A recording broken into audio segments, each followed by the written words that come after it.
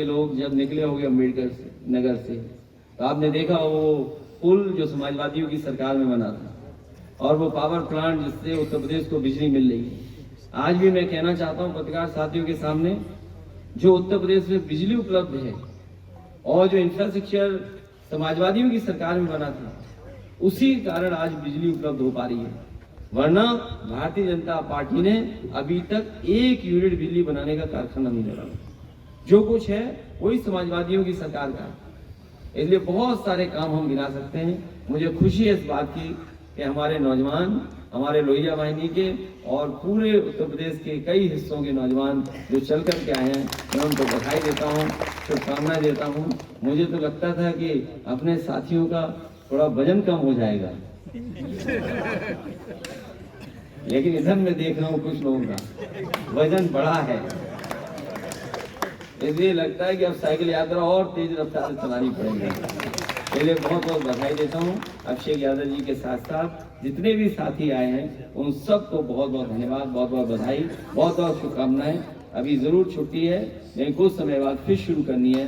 हमें उम्मीद है कि 24 का भी परिणाम अच्छा आएगा और आने वाले समय में जो संघर्ष और जिस दिशा में राजनीति जाएगी, उसमें समाजवादियों की सबसे महत्वपूर्ण भूमिका होगी और पीडीए ही एनडीए को हराएगा। आपको बहुत बहुत बधाई, बहुत बहुत धन्यवाद।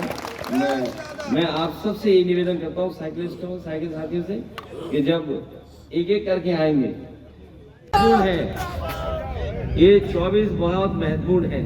देखिए 24 की बात आई तो हो सकता है ये फाइटर एयरक्राफ्ट ही हम लोग आपको सलामी दे रहे हैं।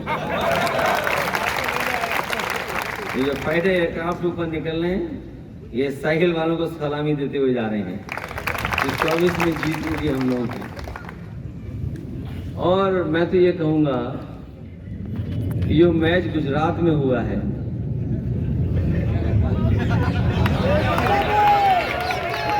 अगर ये स्टेडियम लखनऊ में हुआ होता और उन्हें आशीर्वाद बहुतों का मिलता, टीम को आशीर्वाद एक तो भगवान विष्णु का मिलता क्योंकि कान्हा नाम से है वो स्टेडियम। बीजेपी वालों पे रहा नहीं गया, उन्होंने अटल बिहारी वाजपेयी जी के नाम पे कर दिया। अगर वहां पर मैच होता तो भगवान के साथ साथ अटल बिहारी वाजपेयी जी का भी आशीर्वाद मिलता और इंडिया जीत गई होती।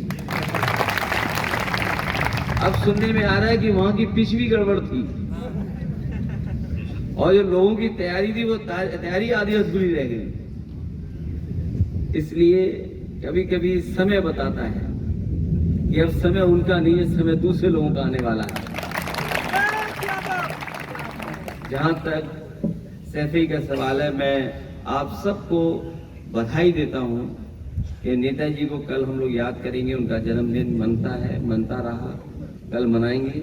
उससे पहले आपकी यात्रा सैफई में खत्म हुई। इससे बड़ी बात और क्या हो सकती है कि जहां से हमें साइकिल मिली, जहां से नेताजी ने समाजवादियों को जगाया और न केवल सैफई के लोगों को जगाया बल्कि देश के लोगों को जगाया और उन्होंने साबित किया कि गांव आर्थिक और सामाजिक रूप से अगर संपन्न होगा तो कितनी खुशहाली आएगी।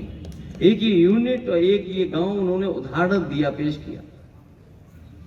आज भी नेताजी को अगर याद करते हैं तो साथ साथ उन्हें सैफई भी याद करते हैं। अगर पहचान किसी ने दी है सैफई को और समाजवाद को, तो नेताजी ने, जो अपने जीवन भर सैफई से लेकर के समाजवाद के लिए संघर्ष करते थे। मैं आपको बधाई देता हूं, शुभकामनाएं देता हूं और हमें उम्मीद है कि आने वाले समय में इससे भी शानदार यात्रा होगी। और जिस तरह लखनऊ में चली थी, मुझे याद है मीडिया के लोग और खासकर बीजेपी के लोग सोच में पड़ गए थे कि इतने साइकिल वाले कहां से आते, ये तो कम थे।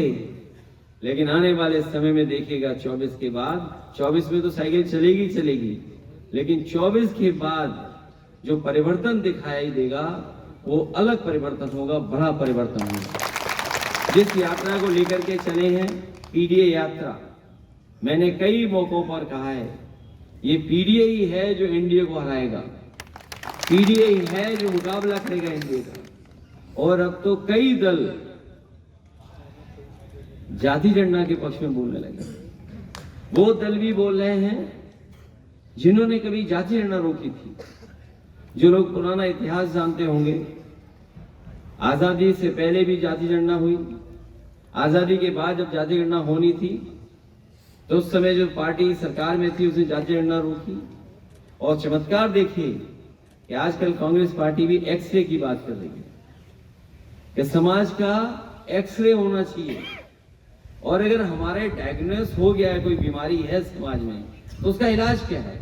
इलाज पीडीए है, इलाज समाजवादी पार्टी करेगी। और हमें पूरा भरोसा है कि जब डायग्नोस हो गई यह चीज और समाज इस बात की मांग कर रहा है कि जाति जनगणना हो और आबादी के हिसाब से हक सम्मान मिले, हमें उम्मीद है कि जब कभी भी समाजवादी लोग सत्ता में आएंगे या सत्ता में सहयोग करेंगे, सबसे पहले प्राथमिकता पे अगर कोई समाजवादी पार्टी बात रखेगी तो जाति जनगणना, और बिना जाति जनगणना के सामाजिक न्याय संभव नहीं है। इसलिए नौजवान साथियों, बेरोजगारी तो है ही है, महंगाई आपके सामने है, और हमारे बाबा जी की तो गिनती आप जानते ही हो, 46 में 56 वाली। उन्हें आता है कि नहीं आता ये बात अलग है, लेकिन उन्हें 46 में 56 जरूर आता है। और मैं क्या कहूं, राष्ट्रीय महासचिव तो सब कह ही चुके हैं कि अभी तक की सबसे करप्ट और सरकार अगर कोई है तो वो भारतीय जनता पार्टी की है। आज भी कोई वो काम नहीं बता पा रहे। जो काम समाजवादियों ने किए थे वही काम दिखाई दे रहे हैं, चाहे वो डायल 100 हो, जो डायल 112 हो गया, चाहे वो एम्बुलेंस हो, चाहे बड़े बड़े अस्पताल जो बने थे, या जिस सड़क से जहां से आपने शुरू किया, ये पूर्वांचल के लोग जानते होंगे, या गाजीपुर के हमारे साथी जो बैठे हैं, आजमगढ़ के हैं और आसपास के लोग, वो जानते होंगे कि सोचो कितना समय लगता था लखनऊ राजधानी से गाजीपुर पहुंचने में और बलिया पहुंचने में, कितना समय लगता था। और अब जब चाहो तब लखनऊ आ जाओ, चाहो तो 2 बार चक्कर काट लो लखनऊ। ये आजमगढ़ वाले तो काट ही लेते हैं। इसमें एक साथी है, उसका पता ही नहीं है कि आजमगढ़ में कब है, लखनऊ में कब है। और यही नहीं,